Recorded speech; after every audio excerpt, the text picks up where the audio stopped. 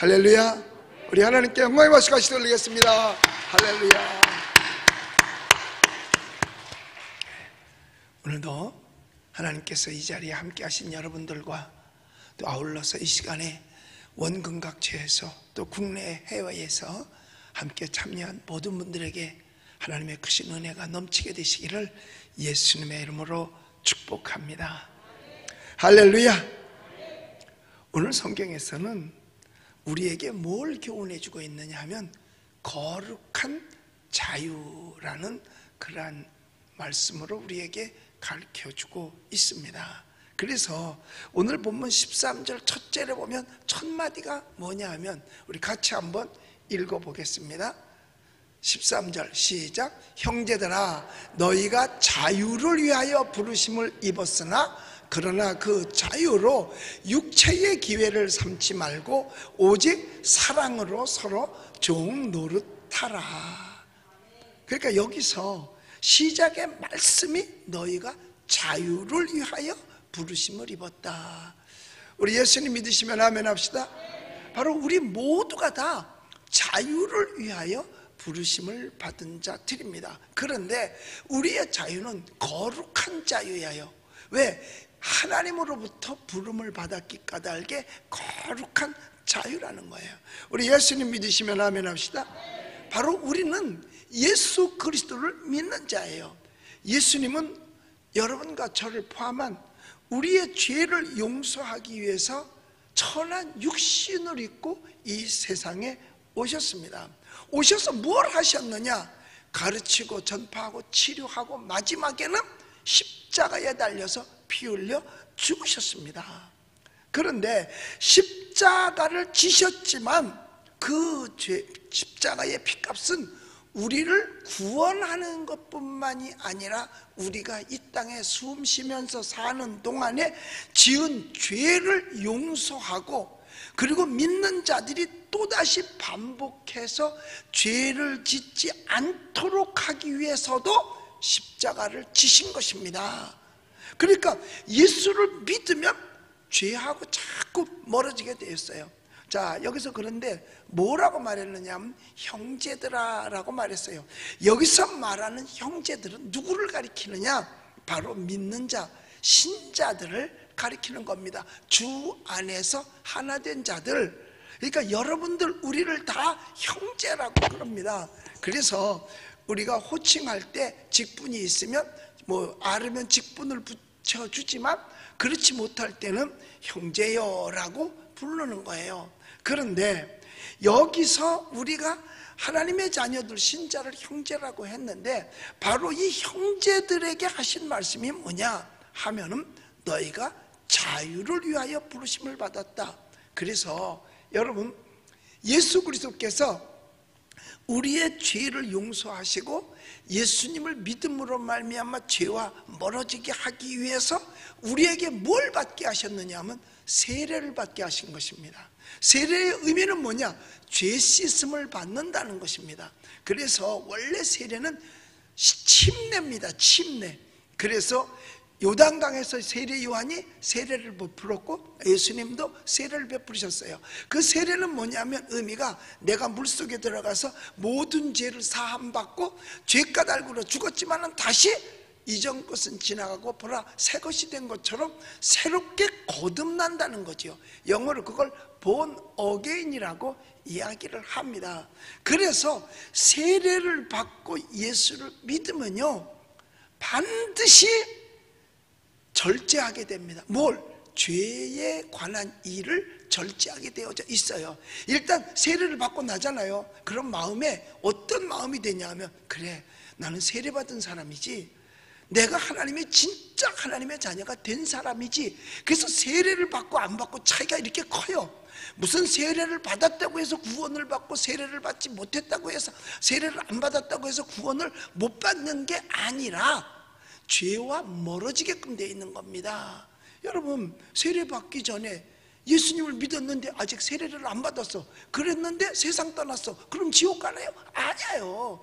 세례는 구원과 관계 있는 것이 아니라 하나님의 인치심과 동시에 모든 죄에서 죄 씻음 받았다는 확인서와 같은 거예요. 쉽게 얘기해서 여러분, 결혼식 안 해도 뭐 할 수 있는 줄 알아요? 혼인신고 할 수 있어요.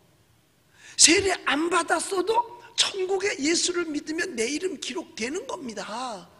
그러나 세례를 통해서 만인에게 내가 세례받은 사람이라는 것을 알려주는 거예요. 결혼식도 그거잖아요. 결혼식 안 했다고 해서 아기를 못 낳아. 결혼식 안 했다고 해서 뭐 혼인신고를 못해. 다 할 수 있어요. 단 많은 사람들에게 가르쳐서 이제 나도 임자가 있는 몸입니다, 나한테 얼씬거리지 마세요 하는 거잖아요. 에이, 아멘 좀 해봐 좀. 이 마스크가 가려놓으니까 입도 같이 가려져가지고 도대체 입을 열을 생각을 안 해. 마스크 속에서라도 하세요. 그러니까 여러분 보세요. 결혼식을 하면 이제는 옛날에 처녀 총각 때는 뭐 이 남자도 만나고 저 여자도 만나고 막 했지만 일단 만일에게 내가 결혼한 사람이야, 이제 나 임자가 있어 그러면 자동적으로 이성 만나는 것을 자기도 모르는 사이에 절제하기 시작하는 겁니다. 그것처럼 내가 예수를 믿음으로 말미암아 죄에서 절제하게 되는 거예요. 그래서 이런 자리엔 내가 가지 말아야지, 저런 자리엔 가지 말아야, 내가 그래도 예수 믿는 사람인데, 그리고 내가 세례받은 사람인데, 그러다가 거기 좀 더 나가서 세례받고 1년 있으면 서리 집사도 되고, 거기서 또 3년 있으면 5년 있으면 뭐 안수 집사도 되고 또 장로도 되고 권사도 되고 그런단 말이에요. 그러면 어때느냐? 그래도 내가 교회 장로인데 권사인데 집사인데 내가 이런 데 낄 수 없지. 그래서 시편 1편에 보면 복 있는 사람은 악인의 꾀를 쫓지 않고, 거기서 복 있다는 것은요 하나님을 믿는 사람들을 가리키는 거예요. 복 있는 사람은 악인의 꾀를 쫓지 않고 죄인의 꾀를 서지 않고 오만한 자의 자리에 앉지도 않는다 그랬어요. 왜? 하나님의 자녀가 됐으니까. 그런데 복 없었을 때, 예수 안 믿었을 때는 죄인의 길에 서기도 하고 오만한 자리에 앉기도 하고 악인의 길을 쫓기도 하고 그러는 거예요.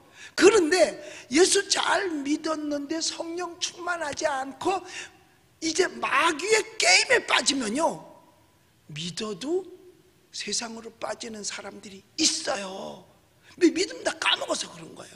그 전에 한 청년이요, 아주 심각하게 고민을 하더라고요. 이제 대학을 졸업해서 입사 시험을 봐서 입사해서 들어갔어요. 처음에 이제 새로 신입이 들어오면 파티를 열어줍니다. 회식이라 그러죠. 근데 회식은 거의 어디로 가? 안 가봐서 여러분들은 모를 거야. 왜냐하면 믿는데 어디 가봤겠어요? 그런데 내가 알아본 즉슨 거의 다 술집으로 가요. 그래서 밥 먹으면서 술 마셔요. 그래서 이제 막 신입을 위해서 파티를 열어주는 거거든, 회식을. 그런데 신입이 갔는데, 저는 교회 다니는 청년입니다. 그래서 저는 술 안 마십니다. 이러면요, 옆에 있던 그 부장이 그런데, 야, 난 장로다, 장로. 야, 장로도 먹는데 멀리 청년이 헷갈리는 거야, 거기서부터 이제. 그래서 그걸 심각하게 고민하더라고요. 목사님, 사회생활 하는 데는 그 우리 부장님이 어떤 교회 장로님이라는데 장로도 그렇게 한다는데 나보고 하라는데 그날 나 혼났어요. 목사님 어떻게 해야 돼요? 그래서 네 믿음대로 해. 네 믿음대로 하는 거야. 남이 그런다고 따라가는 게 아니고 네 믿음대로 해. 그런데요, 처음에 믿었을 때 뜨겁다가요 믿음이 사가질 때가 많이 있어요. 신학생도 그렇다고 하더라고요. 1학년 들어갔을 때는요 목사 믿음이래요. 2학년 되면은 장로 믿음이래요. 3학년 되면 집사 믿음이래요. 4학년 졸업할 때 되면 평신도 믿음으로 떨어진다고 그러더라고. 그런데 졸업해서 개척하면 다시 전도사 믿음으로 간대요. 할렐루야. 그러니까 개척을 해봐야 진짜 믿음이 뭔지를 발견해내고, 그래 봐야 하나님 앞에 나가서 울고 불고 통곡하고 밤새도록 떼굴떼굴 굴르면서 기도도 하는 거예요. 그거 안 해본 사람은요 그거 모른다니까. 그 절대로 몰라요. 그러니까 여기에서 우리가 세례를 받고 예수를 믿으면 죄에서 절제하게 돼요. 그게 예수의 피 공로입니다. 우리가 예수를 믿음으로 우리는 율법에서 자유를 얻었거든요. 율법의 권세에서 우리는 속량함을 입은 거지요. 이것이 여러분 유대교, 원래 있던 바울이 믿던 그 유대교가 뿌리채부터 흔들린 게 바로 그거예요. 예수를 믿음으로 말미암아 구원을 받는 것이다. 행함으로 구원을 받는 게 아니라 믿음으로 구원을 받는다. 그 사람들은 마음은 아무렇게 써도 좋다는 거야. 그저 십계명만 딱딱딱딱 지키면 되지 상관없다는 거야. 행함으로.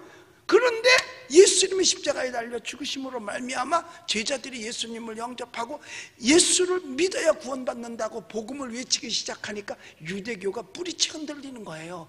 그래서 그때 유대교도들이 예수님, 그러니까 메시아를 안 믿는 거죠. 메시아는 자기가 십자가에 못 박았는데 뭐 자기네가. 그런데 그때 베드로를 비롯해서 120문도가 마가다락방에서 성령 충만 받고 나가서 복음을 전하기 시작했어요. 뭔 복음? 예수 믿고 구원받으라고. 예수 믿고 구원받으라고. 그랬더니 자기네가 다 예수님 십자가에 못 박는데 손 들었잖아요. 소리 쳤잖아요. 못 박으라고 외쳤잖아요. 그들이 거기서 뭐라고 말해요? 우리가 어찌할꼬? 우리가 어떻게 하면 좋겠느냐? 그때 외친 거면 회개하고 예수를 영접하라고 외칩니다. 회개하고 예수를 믿으라고 말합니다. 천국이 가까웠다라고 말합니다. 그랬더니 그들이 예수를 구주로 영접해요. 그래서 하루에 회개하고 돌아온 사람이 3,000명, 5,000명씩 되더라. 할렐루야. 왜요? 유대교가 뿌리채 흔들렸기 때문에 그래요. 종교개혁도 바로 거기에서 일어난 거예요. 원래 성경은 성당에만 비치해 놨었어요. 그리고 그걸 가봐야 공부 안 한 사람은 읽어볼 수도 없어요. 그래서 이 성경이 우리 개인의 손에 들어오기 시작한 게 바로 종교개혁입니다. 그러니까 그전에는 성경을 몰랐기 때문에 신부가 얘기하면 그게 다인 줄 알았어. 그리고 맨날 같이 뭘 해라, 뭘 해야 구원받는다, 해야 구원받는다만 했는데 성경에 보니까 오직 의인은 믿음으로 말미암아 살리라 함과 같으니라. 할렐루야. 그래서 성경이 각각 자기네 말로 성경을 읽을 수 있게 된 거예요. 거기서 은혜를 받기 시작하는 거죠. 하나님의 말씀은 운동력이 있어서 모든 날성검보다 예리하고 심령 골쇠도 쪼개고도 남은 바가 되거든요. 그래서 하나님의 말씀을 접하면 둘 중 안에 하나예요. 영원히 살든지 영원히 죽든지 그거예요. 하나님의 말씀을 받고 아멘으로 화답하면 영원히 사는 거고 거부하면 영원히 죽는 겁니다. 왜냐? 수술해야 될 텐데 그 칼을 거절하면 죽을 수밖에 더 있겠어요. 그래서 우리 하나님께서는 우리에게 뭘 주셨느냐? 그리스도 안에서 거룩한 자유를 주신 겁니다. 그런데 여러분, 자유와 방종의 차이가 있어요. 사람들은 방종을 자유로 착각합니다. 방종, 내 몸뚱이 가지고 내 맘대로 하는데 네가 뭐야? 그건 방종이에요.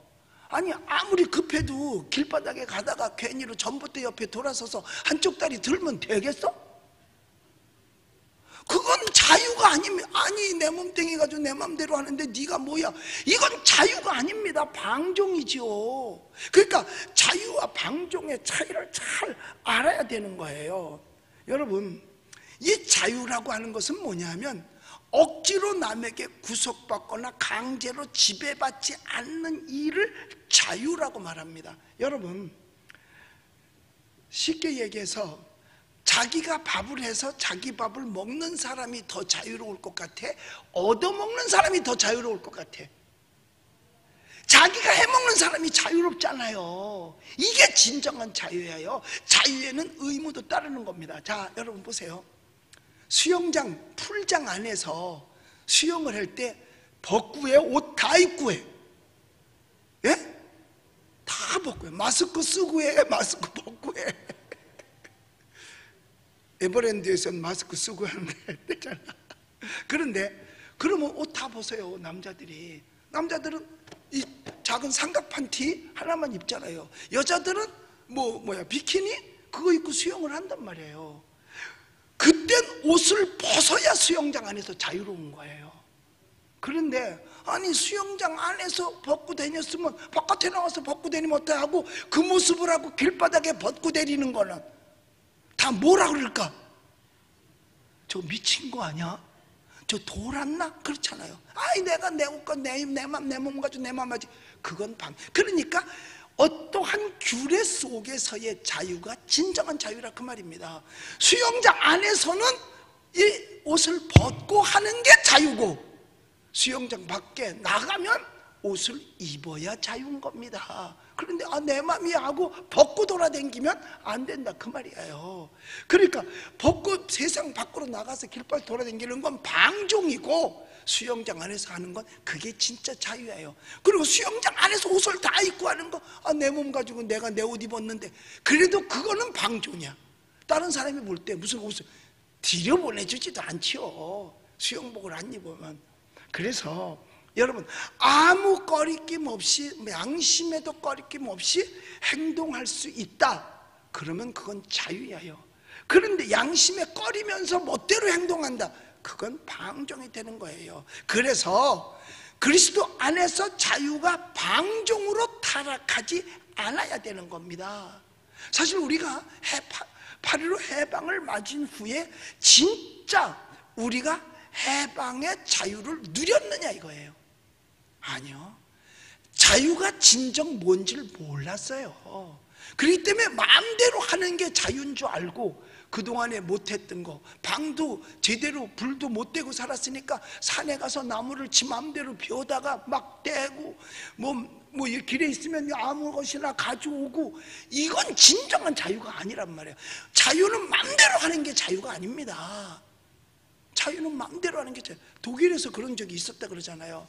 2차 대전이 끝나고 독일이 완전히 패망하고 빚에 쪼들렸을 때 그리고 백성들은 국민들은 추위에 얼고 막 이럴 때잖아요. 추위에 막 얼어서 막 형편없을 때 그래서 국가에서 그랬대요. 얼어 죽일 수 없으니까 산에 가서 나무를 베어서 불을 떼라고 그랬는데요. 아무도 산에 가서 나무를 빈 사람들이 없다는 거예요. 이렇게 푸르른 나무 숲을 가꾸려면 최하 30년을 걸려야 되는데 나 하나 며칠 따뜻하겠다고 나무를 비워서 뗀다? 그러면 나중에 어떻게 되겠냐 이거예요. 그래서 사실 이 독일이요 전 세계에서 가장 검은 숲을 가지고 있답니다. 그만큼 나무가 많다는 거지요. 그만큼 나무가 많다. 그들은 그게 진정한 자유였던 겁니다. 자유다 그러면 산에 가서 나무 막 베우고 아무거나 막 갖다 떼고 그런 자유가 아닌 거지요. 그래서 우리는 자유가 방종으로 타락하지 않아야 된다는 것을 오늘 성경에서 우리에게 가르쳐 주는 겁니다. 그러니까 형제들아 너희가 자유를 위하여 부르심을 입었으나 자유로 육체의 기회로 삼지 말고 오직 사랑으로 서로 종노릇하라고 말씀하고 있는 겁니다. 그래서 우리 그리스도인의 자유는 죄에 대한 방종이 아니라 섬길 수 있는 기회라는 거예요. 여러분 죄 짓고 회개하면 하나님이 용서해 주십니다. 그렇게 살면 하는. 그런데 알면서 똑같은 죄를 반복한다? 그거는요 예수님을 다시 십자가에 못 박는 결과를 가져오는 거예요. 예수님이 왜 십자가에 달리셨는데? 우리의 죄가 달고 십자가에 달리셨잖아요. 우리의 죄를 대신 그 죄값을 치르기 위해서 십자가에 갚았단 말이에요. 십자가에 피 흘림으로 갚아줬는데 또 죄를 지면 예수님을 또 십자가에 못 박는 결과를 가져온다 이거예요. 내가 빚을 졌는데 누가 갚아줬느냐? 우리 어머니가 다 갚아줬어 그 빚을. 왜? 예를 들어 말하는 거예요. 목사님 젊었을 때 손 엄마 등골 빼먹고 사는 거 아니야? 무슨 여러분 절대로 그렇지 않아요. 뭐 그렇기는 해요. 여러분 잘 알잖아요. 남편은 아내의 사랑을 먹고 삽니다. 아내는 남편의 등골을 빼먹고 삽니다. 자식이라고 뭐 부모의 등골 빼먹겠어요. 그런데 내가 진 빚을 부모가 갚아줬는데 또다시 빚을 져. 그럼 누가 또 갚아? 부모가 또 갚잖아요. 왜? 부모는요 부모가 살아있는 동안까지 자식은 AS를 해주거든요. 하여튼 부모는 끝까지 아무리 좋은 냉장고도 10년 이상 AS 안 해주거든요. 그런데 부모는 AS를 죽을 때까지 해주잖아요. 그래서 우리가 죄를 지었는데 하나님 회개하고 용서받았는데 또 죄를 지면 예수님을 십자가에 또 못 박는 결과를 가져와요. 그래도 당연히 물론 회개해야 되죠. 그게 하나님의 용서의 법이니까. 그러나 분명히 알아야 될 것은 뭐냐? 죄는 예수 그리스도의 십자가의 보혈로 우리가 죄 씻음을 얻어요. 그걸 용서라고 말합니다. 그런데 죄를 계속해서 반복하면요, 이걸 짐짓죄라 그래요. 알면서도 또 짓는 죄. 이러면 나중에 타성화가 되어버립니다. 그러면 내 양심이 무디어져요. 무디어지기 때문에 죄를 죄인 줄로 모르는 거예요. 왜? 이미 양심에 죄를 지면 양심이 막 찔렀어요. 그리고 불안했어요. 근데 계속해서 반복하면 양심이 마비가 돼버리고 무디어지는 거예요. 그러다 보니까 뭐냐? 죄인 줄 모르니까 회개를 안 해. 회개를 안 하니까 자꾸 죄값에 이자가 들어가. 나중엔 그 죄를 갚을 길이 없는 거예요. 그러므로 우리는 예수 그리스도 안에서 자유를 얻은 자로서 내 육체를 죄 짓는 도구로 사용해서는 안 된다는 겁니다. 그래서 오늘 성경은 말하기를 이 자유를 육체의 기회로 삼지 말라 라고 오늘 본문 13절에서 얘기하고 있잖아요. 여러분, 그러니까 분명한 사실은 용서가 있다고 해서 마구 죄를 짓게 해서는 안 된다는 거예요. 뭐 괜찮아, 죄 짓고 와서 하나님 앞에서 용서해 주세요 그러면 될 테니까 괜찮아. 절대로 그건 아닙니다. 여러분, 소화제 있다고 무조건 마구 막 먹어도 되는 건가요? 괜찮아. 먹고 소화제 먹으면 돼. 이건 아니잖아요. 또 감기약 먹으면 돼. 괜찮아. 걸려도 괜찮아. 그냥 추운 데 가서 막 놀아. 괜찮아. 감기 걸리면 약 먹으면 돼. 이러면 안 되는 거잖아요. 여러분, 또 자기 몸뚱아리라고 그 새로 나온 약이 사전 피임약이 있다고 해서 자기 몸을 함부로 굴러서도 안 되는 거 아닙니까? 괜찮아. 피임약 먹으면 괜찮은 거. 이래서는 안 된다 이 말이에요. 자유를 육체의 기회로 삼지 말라는 게 성경의 말씀입니다. 여러분, 하나님의 자유는요, 우리 육체를 위하여 마음대로 살라고 준 것이 아닙니다. 마음대로 살라고 준 것이 아니에요. 우리 이걸 잘 알아야 돼요. 그래서요, 자유 플러스 사랑, 이거는 섬김이 됩니다. 그런데 자유 빼기 사랑이 뭔지 아세요? 방종이 되는 거예요. 결국은 자유로운데 그 안에 사랑이 없으면 죄의 종노릇하게 되는 겁니다. 그래서 자유에 믿음을 플러스 시키면 남을 유익하게 하게 되는 것이고, 자유에서 믿음을 빼버리면 이간자가 돼버리고 마는 거예요. 그러니까 사탄의 종노릇할 수밖에 없다는 거지요. 그래서 우리 그리스도인들은 그들의 자유를 지혜롭게 사용해야 되는 겁니다. 그런데 여기서 오늘 성경 말씀에서 우리에게 가르치는 건 뭐냐 하면 사랑으로 서로 종노릇하라 라고 가르쳐주고 있습니다. 자, 우리 13절을 다시 한번 우리 읽어보도록 하겠습니다. 13절, 자, 같이 읽어봅니다. 시작. 형제들아, 너희가 자유를 위하여 부르심을 입었으나 그러나 그 자유로 육체의 기회를 삼지 말고 오직 사랑으로 서로 종노릇하라. 사랑으로 종노릇하라 라고 말했어요. 그러니까 주인 노릇하지 말고 종노릇해라. 예수님께서 인자는 섬김을 받으려 온 것이 아니라 도리어 섬기러 왔노라. 그 말은 뭐냐면 인자는 사랑받으려고 온 것이 아니라 오히려 사랑하러 왔다는 겁니다. 그런데 여기서 분명한 사실을 알아야 돼요.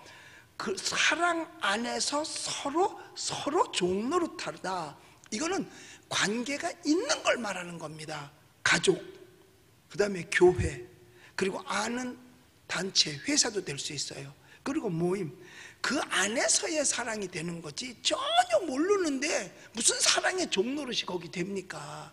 그게 아니라 여기서 이게 갈라디아 교회를 향해서 한 말씀이니까 갈라디아 교회 그 교회 안에서의 사랑을 먼저 가르쳐 주는 겁니다. 사랑 안에서 서로 종노릇하라.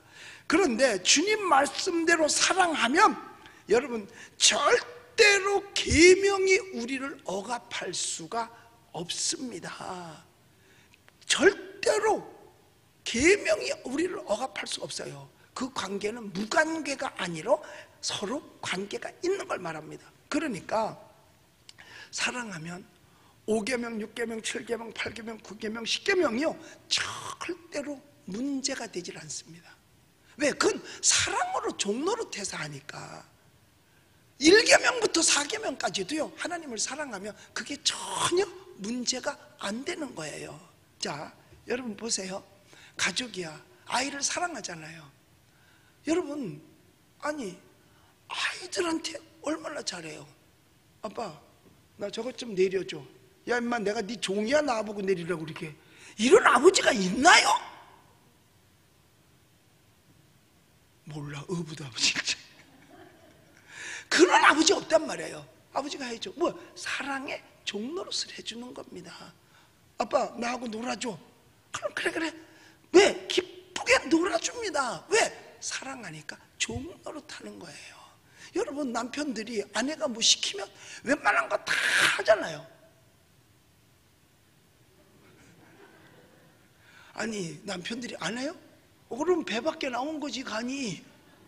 다 하죠. 옛날에, 지금은 도시에는 연탄 떼는 집이 별로 없잖아요. 그전에는 이 불광동에도요 연탄을 다 뗐어요. 우리 개척교회 할 때만 하더라도 다 연탄을 뗐거든요, 집집마다. 그 다음에 연탄 떼다가 이제 석유 보일러로 이제 해서 석유도 떼고 그랬죠. 처음에 연탄 뗄 땐 우리 방이 3군데인데 거기는 밤 1시나 12시에 이게 연탄을 갈아야 되는 거야. 아무리 시간을 맞출래도요 꼭 그 시간이 아니면 새벽에 갈아야 되고, 하여튼 평범한 아침에 눈 떴을 때 가르면 얼마나 좋아. 이걸 잘 못 맞춰. 꼭 보면 밤에 갈게 되는 거야. 그래야 그 연탄불로 이제 나중에 뭐 음식도 하고 그렇게 되는 거죠. 그런데 그걸 나더러 가르라는 거야. 내가 연탄이나 가르려고 내가 장가 간 줄 알아? 그런데 연탄 좀 갈아줘요. 그럼 알았어. 그리고 그냥 가서 싹 갈고 가요. 그런데 이게요, 연탄이요 항상 보면 붙어 있어. 이게 아래 거하고 위에 거하고. 그럼 또 그걸 연탄 집게로 또 떼야 돼. 그 3개 다 가르려면요, 근데 날이 춥잖아, 연탄 뗄 때는. 그런다고 연탄 갈러 나갔는데 모든 복장을 챙겨가는 게 아니잖아. 잠옷바람에 그냥 나가서 하니까 또 나중에 추워. 그래도 그 연탄 깨서 다 한다고 해서 내가 승질이 나느냐, 괴로우냐, 아내가 미워지느냐? 아니요. 왜? 사랑의 종노릇하는 거지. 그건 머슴 시켜. 왜 날 시켜? 이래야 되는 거 아니에요? 머슴이 어디 있어? 사랑의 종노릇하는 거죠. 여러분, 아내가 뭐 파출부야? 밥해다 놓고 빨래해주고 집안 청소, 그거 원래 파출부가 하는 거 아니야? 그렇잖아요. 그런데 왜 하느냐? 사랑의 종노릇하는 겁니다. 사랑하기 때문에 종노릇하는 거예요. 그러니까 자유는 뭐야? 순종하기 위한 자유인 겁니다. 그러니까 불순종도 자유고 순종도 자유입니다. 다 자유예요. 자기가 할 수도 있고 안 할 수도 있어요. 그러나 여러분, 선택은 자기가 하는 겁니다. 하나님께서 우리에게 순종을 요구도 하고 순종을 요구하십니다. 그러나 불순종하는 것도 자유고 순종하는 것도 자유입니다. 난 어느 것을 선택할 거냐? 에덴 동산에서 아담과 하와가 선악과를 따먹는 것도 자유고 안 따먹는 것도 지 자유야. 그래서 하나님께서 우리에게, 인간에게 준 특권이 있는데 그게 바로 뭐냐? 자유의지라는 겁니다. 그 자유를 어떻게 사용할 거냐 이거야. 그런데 오늘 성경 말씀에 이 자유를 육체의 기회로 삼지 말라고 하는 겁니다. 육체의 기회로 삼지 말라는 거예요. 그래서 사랑하면 이걸 다 지킬 수 있어요. 하나님 사랑하면 1계명부터 4계명까지 지킬 수 있어요. 마지막 4계명은 뭐 확실하게 지키죠. 하나님 사랑하는데 어떻게 주일날 예배드리러 안 올 수 있어요. 그래서 사도 바울이 한 얘기가 그거잖아요. 누가 우리를 그리스도의 사랑에서 끊으리요? 환난과 핍박이 있어도 끊을 수 없고, 배가 고파도, 기근은 배고픈 거예요. 끊을 수 없고, 칼이 들어와도 끊을 수 없다는 게 사도 바울이 얘기해요. 시시한 일에 끊어져서는 안 된다는 겁니다. 누가 우리를 그리스도의 사랑에서 끊으리요? 환난이나 기근이나 적신이냐 칼이냐, 그 어떤 것도 우리를 그리스도의 사랑에서 끊을 수 없다라고 말씀했잖아요. 사도 바울이 한 얘기입니다, 그게. 그러니까 우리도 내게 준 육체의 기회로 삼지 말고 하나님의 뜻을 따라 사는 그러한 자유를 누려야 된다 하는 겁니다. 불순종할 것도 자기 자유고, 순종하는 것도 다 자기 자유예요. 자기 자유예요. 다 자유예요. 나는 그 자유를 어떻게 그래서 바울이 갈라디아서도 말하기를, 우리 예수님께서 이 땅에 오신 이유가 내가 너희를 자유케 하러 왔노니 다시는 종의 멍에를 매지 말라는 거예요.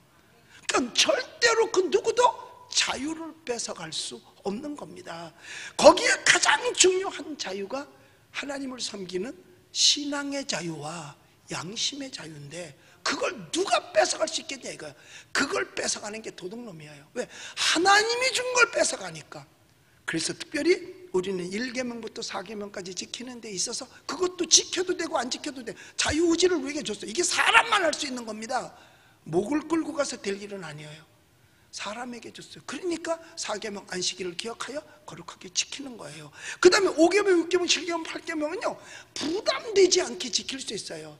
예수 잘 믿으면요 부모 섬깁니다. 예수 잘 믿는 사람이 누굴 죽이러 댕기겠어요? 누굴 죽이러 댕기겠어요? 예수 잘 믿는 사람이 어딜로 뭐 그렇게 뭐 가늠하러 댕길 수 있겠어요? 아니잖아요. 예수 잘 믿으면서 어디 가서 도둑질을 하고 누구한테 사기치고 누구한테 그러겠냐 이거예요. 그러니까 예수를 잘 믿으면 계명이 부담스럽지가 않은데, 예수를 믿지 않으면 그게 다 짐이야. 부담스러운 거예요. 왜? 억지로 따라가게 되니까. 그래서요 여러분, 우리 아이들이요 어릴 때 이렇게 자동차가 다니는 한길, 신장로, 사투리야? 옛날 말이야? 신장로, 행길, 뭐라 그러지? 대로, 찻길, 찻길, 예, 찻길이요. 여러분, 인디아는요 인도 사람 다니는 길밖에 없어요. 그래서 인도야.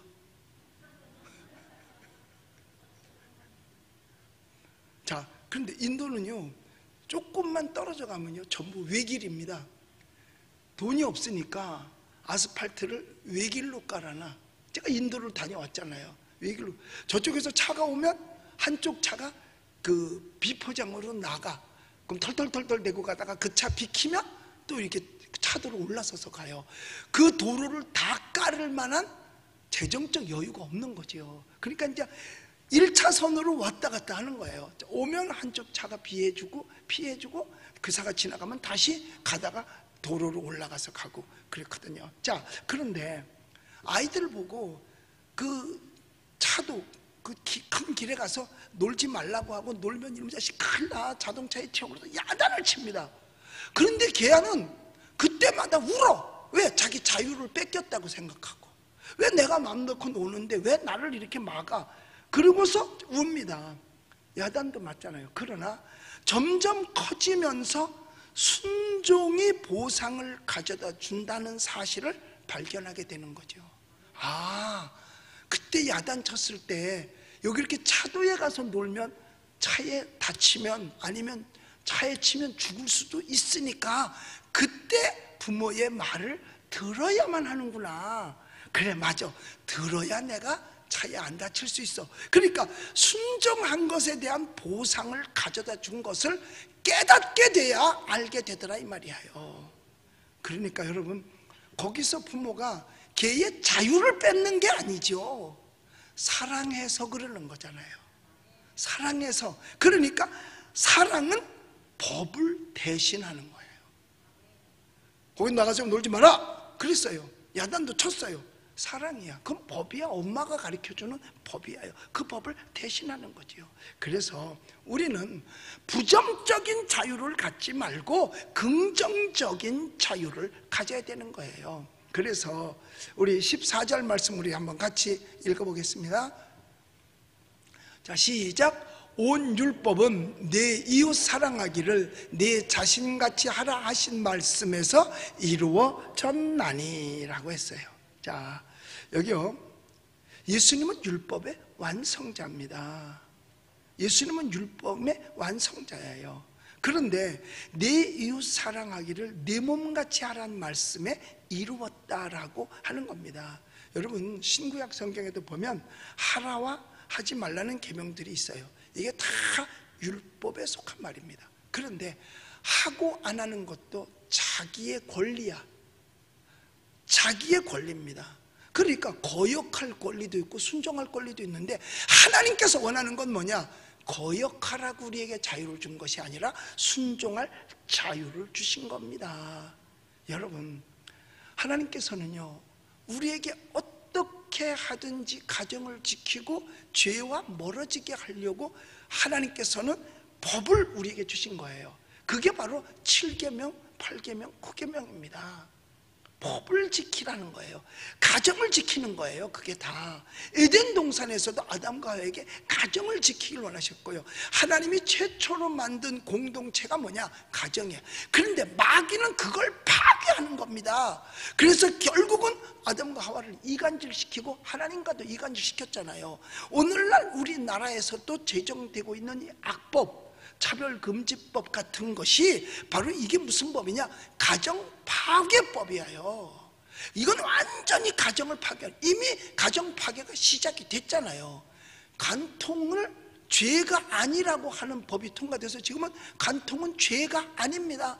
아무리 해도 괜찮습니다.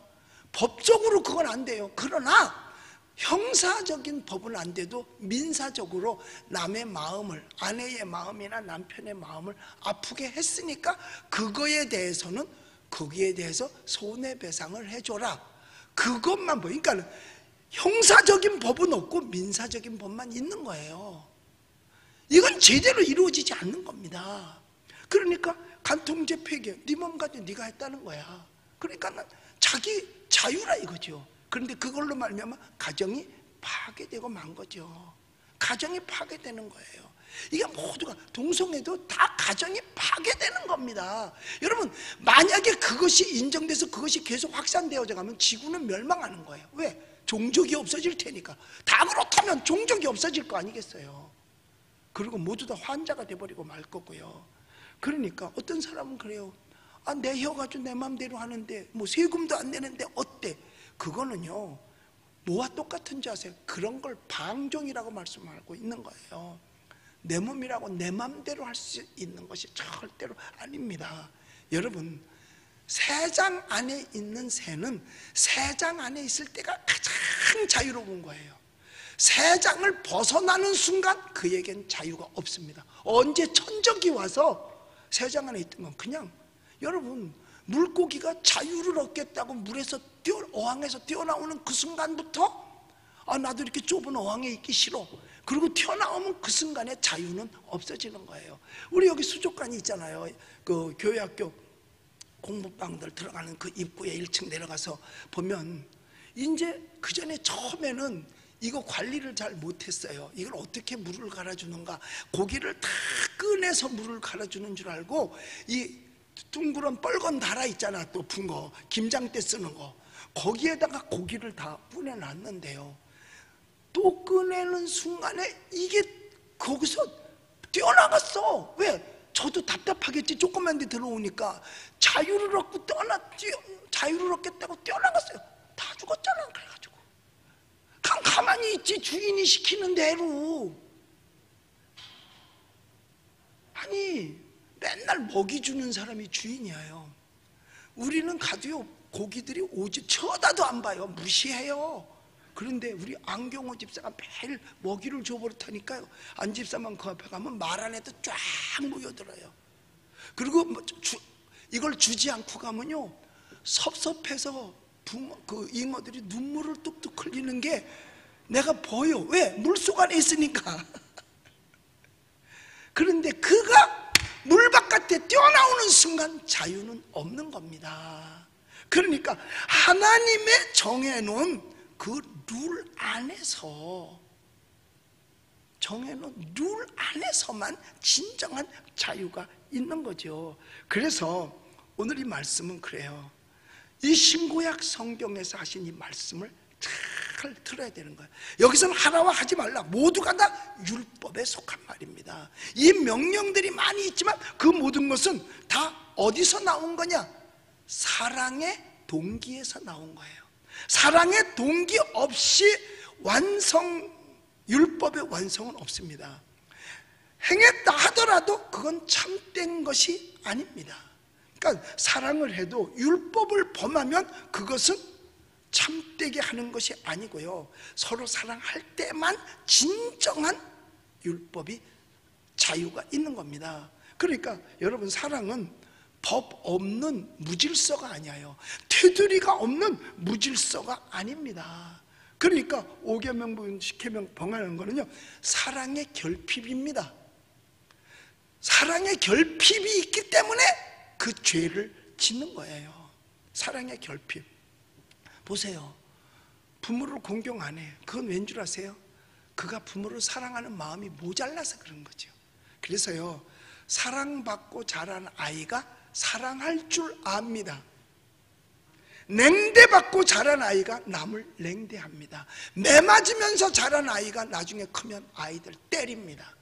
술 먹는 아버지 밑에서 자란 아이가 나는 절대로 그렇게 하지 않을 거야 라고 한 아이가 술 똑같이 닮아간다는 거예요. 전에 어떤 분이 상담을 하는데, 목사님, 저는 그걸 보고 자라서 절대로 그러지 말아야 된다고 했는데 나도 어느 틈에 가보니까 내가 아버지를 똑 닮아가고 있어요.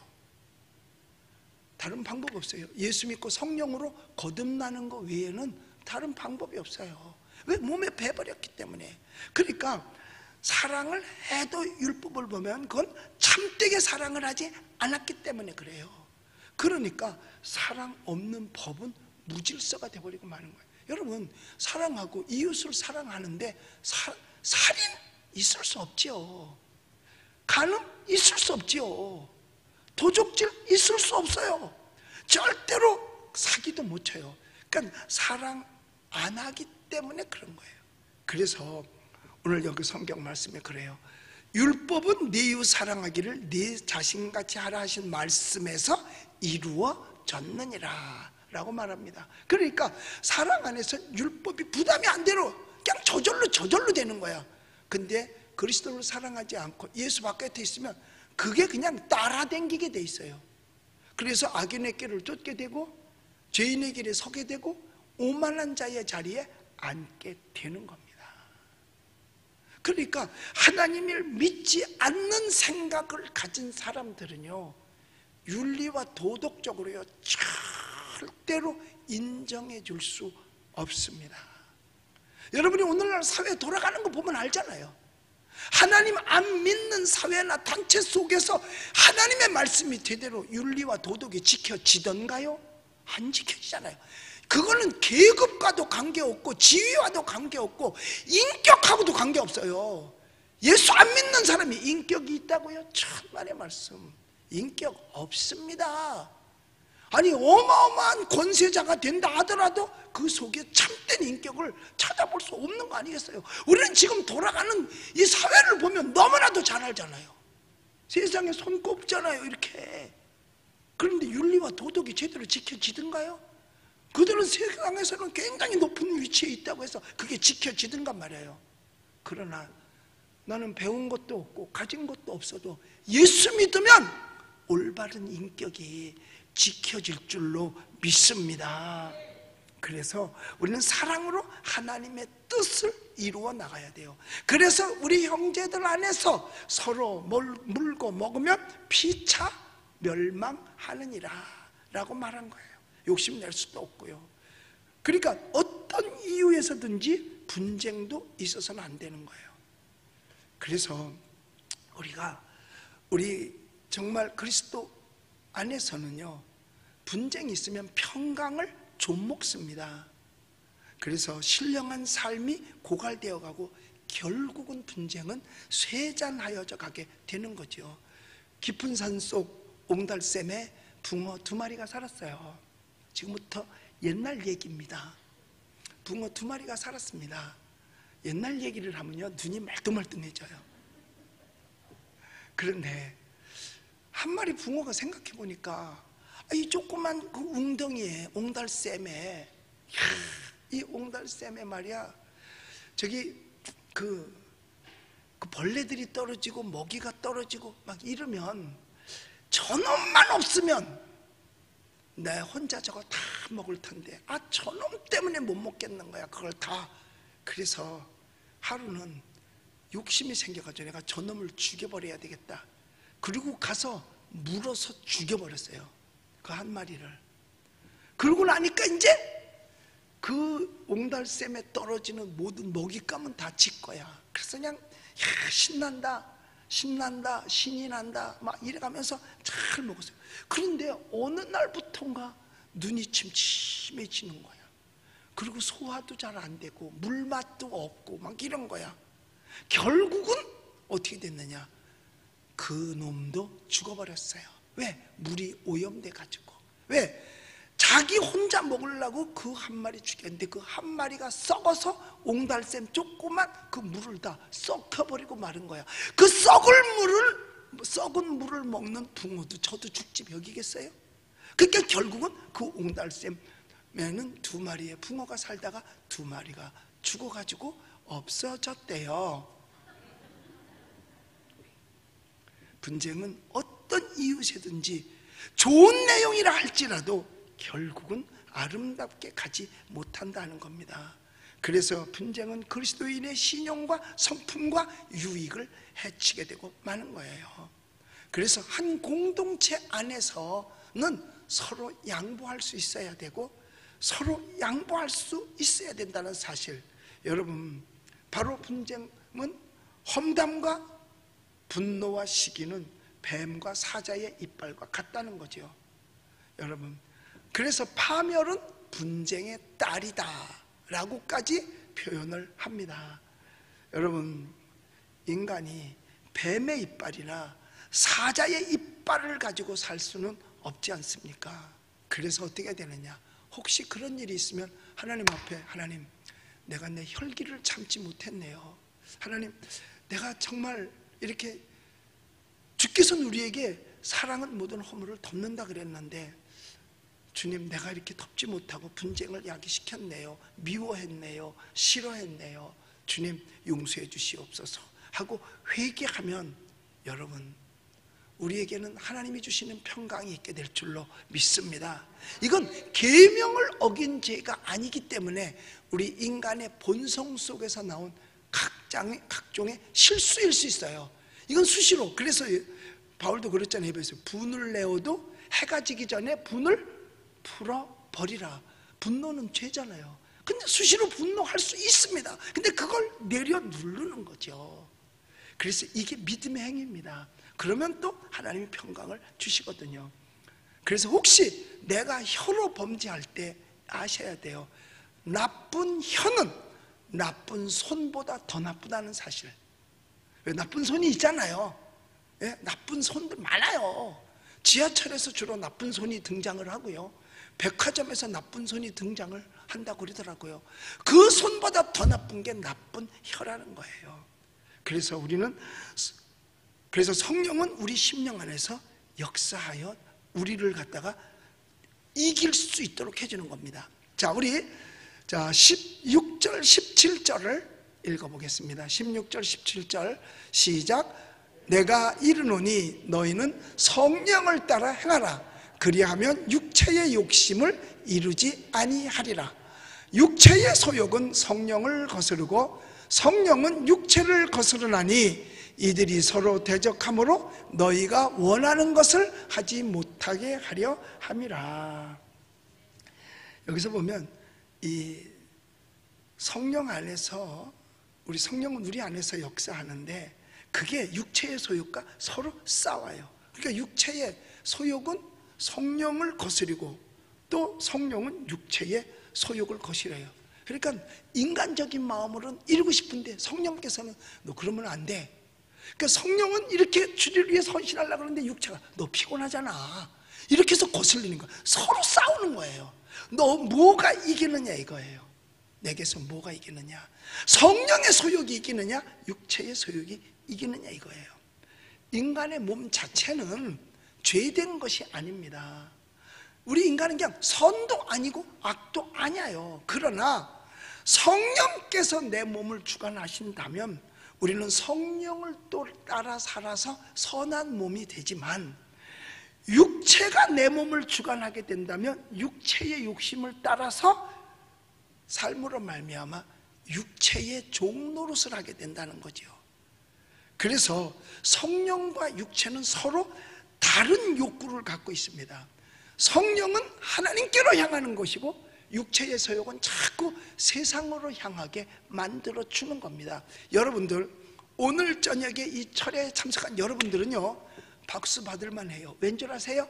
여러분들은요 성령의 소욕을 따라 산 줄로 믿습니다. 그래서 여러분은 육체의 소욕을 이겼기 때문에 이 자리에 나와 있는 거예요. 가까운 데서 먼 데서요 다 뭐 저녁에 뭐 코로나도 있고 뭐 코로나 택시도 있고 막 그런데 쉽게 왔다? 이미 성령에 충만한 사람은 알아서 성경책 들고 자기 발이 저절로 나오는데 갈까 말까 에라 가지 말자 그러면 안 나오는 거고, 에라 가자 그러면 성령의 소욕이 이긴 거라니까. 그러니까 여러분 옆에 사람한테 승리의 박수를 한번 쳐주세요. 옆에 사람한테. 예, 할렐루야. 왜? 여러분은 이겼잖아요. 그리고 집에서 지금 이 시간이면 따뜻한 이불 속에 들어가서 텔레비 보고, 보통 텔레비를 요새 이불에서 자빠져서 보더라고 많이. 그런데 유튜브에 앉아서 같이 말씀 듣고 기도한다면 그거는 이미 성령의 소욕이 이긴 줄로 믿습니다. 집에선 더 이겨야 돼. 왜? 눕고 싶거든. 앉으면 눕고 싶고 누우면 자고 싶을 텐데 그래도 이 시간 참여했다. 여러분 승리한 줄로 믿습니다. 그래서 때때로 우리가 예수 믿는 사람은 갈등을 해요. 갈등을 한다는 얘기는 그 사람이 하나님의 자녀라는 증거입니다. 예수 안 믿는 사람은 아예 갈등을 안 합니다. 갈등할 일이 없잖아요. 교회를 안 나간다고 해서 누가 갈등을 하겠어요? 아무 갈등. 예수 안 믿는 사람은 갈등이 없어요. 갈등이 있다는 사실은 지금 내가 예수를 믿었다는 증거입니다. 그걸 여러분 자부심을 가지세요. 내가 갈등하네. 교회 갈까 말까 갈등하네. 이건 내가 예수를 믿었기 때문에 갈등하는 거예요. 안 믿는 사람이 이런 갈등 안 합니다. 그러니까 성령의 소욕과 육체의 소욕이 갈등하는 건 예수를 믿었다는 얘기거든요. 그래서 성경에 보면 상반의 예를 많이 들잖아요. 양에 대한 비유도 하고 돼지에 대한 비유도 합니다. 양은 깨끗한 동물로 취급하고 돼지는 더러운 짐승으로 취급하거든요. 그러니까 왜냐하면 돼지는 더러운 것을 좋아한다니까요. 양은 깨끗한 걸 좋아하고. 그리고 까마귀와 비둘기도 각각 다르게, 방주에서 나왔을 때 까마귀는 나갔다가 안 돌아와요. 왜? 송장 뜯어 먹어야 되니까. 근데 비둘기는 송장 먹지 않으니까 나갔다가 감람새 잎살을 물고 집으로, 방주로 돌아옵니다. 이렇게 달라요. 그러니까 우리의 그리스도 안에서의 새 성품은 양과 비둘기 같이 깨끗한 것, 즉 거룩한 것을 갈망할 줄 알아야 된다. 그게 우리가 가지고 있는 거룩한 자유예요. 자유라고 해서 더러운 데 가서 굴러서도 안 되고, 자유라고 해서 내 맘대로야 그러고 더러운 걸 먹어서도 안 된다는 거죠. 이것이 우리들이 가져야 될 일이에요. 우리의 옛 성품은 언제나 어쩌면 돼지같이 더러운 것을 좋아했고 까마귀처럼 썩은 것을 좋아했을런지도 모릅니다. 그러나 새 성품은 양과 비둘기같이 거룩한 것을 갈망해야 되는 겁니다.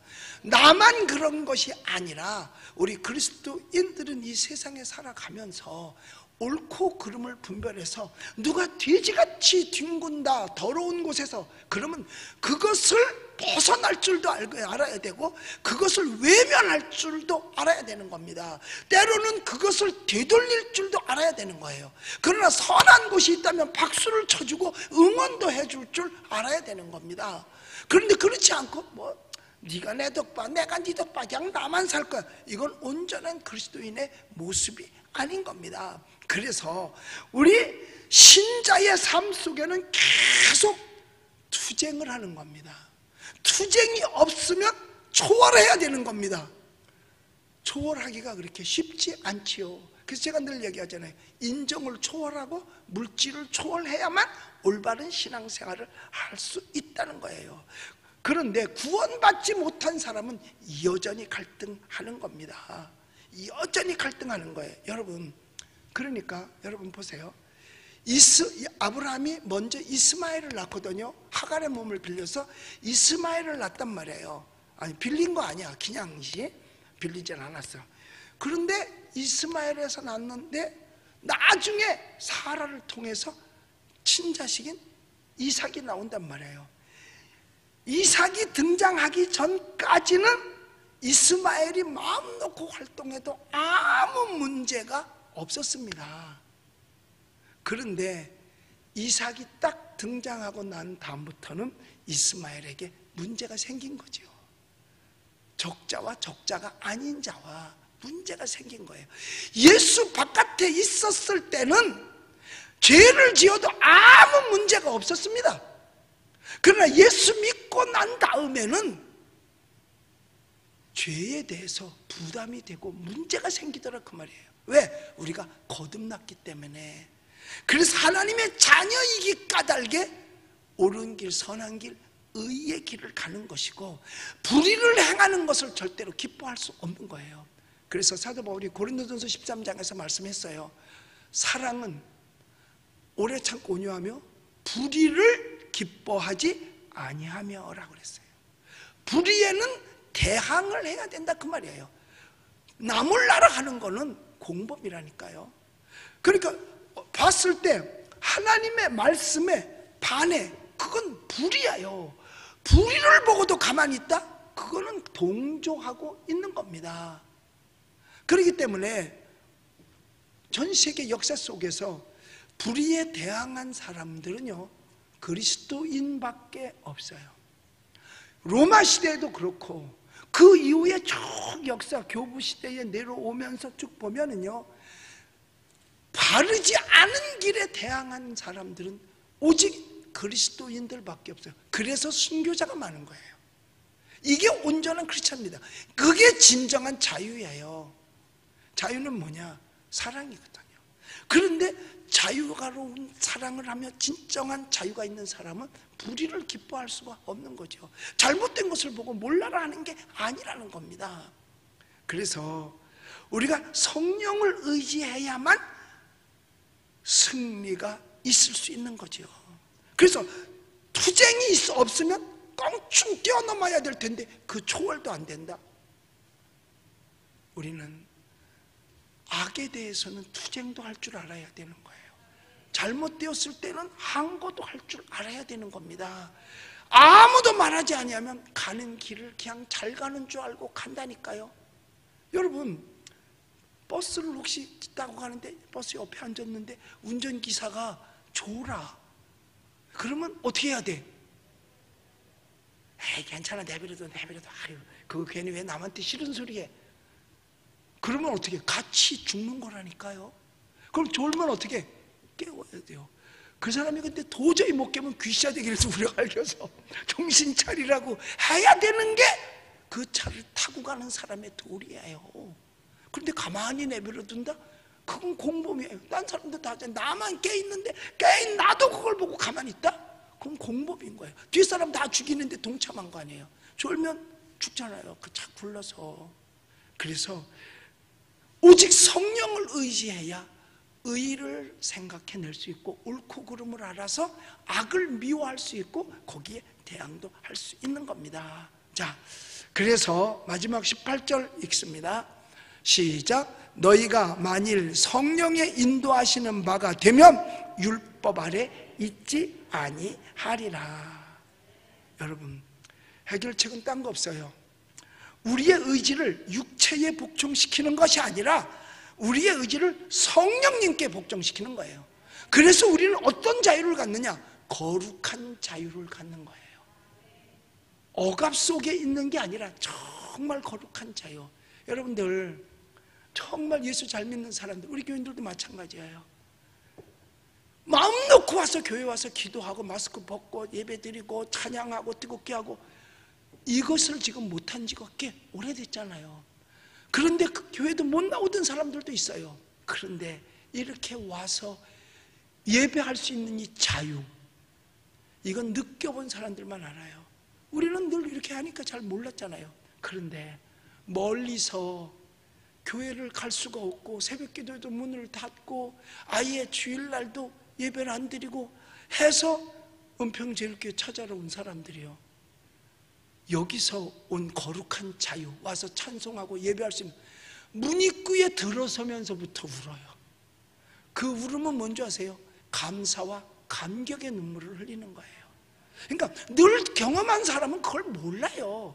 그러니까 자유가 있다가 자유를 빼앗겼는데 또다시 자유를 얻었을 때의 그 기쁨, 그게 진정한 거룩한 자유거든요. 거기에 감격이 있는 거예요.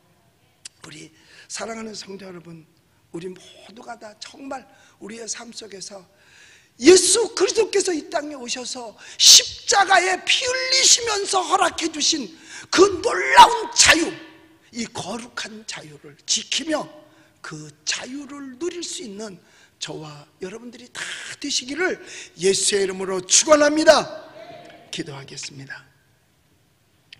참 좋으신 우리들의 하나님 아버지, 감사합니다. 우리 주님께서 말씀하셨습니다. 형제들아, 너희가 자유를 위하여 부르심을 입었으나 그러나 그 자유로 육체의 기회를 삼지 말고 오직 사랑으로 서로 종로로 타라고 말했습니다. 그리고 우리로 하여금 성령의 인도하시는 바가 되어서 거룩한 자유를 누리길 원하셨습니다. 우리 말씀이 우리에게 그대로 재현되게 하여 주시고 우리의 삶이 정말 진정한 거룩한 자유자들이 되게 하여 주시옵소서. 주님 말했습니다. 너희는 종의 멍에를 매지 말라고. 그 어떤 것도 우리를 그리스도의 사랑에서 끊지 못하게 하여 주시옵소서. 오늘도 하나님 앞에 기도할 때 성령님 역사하시기 원하옵고 나사렛 예수님의 이름으로 간절히 기도하옵나이다. 아멘.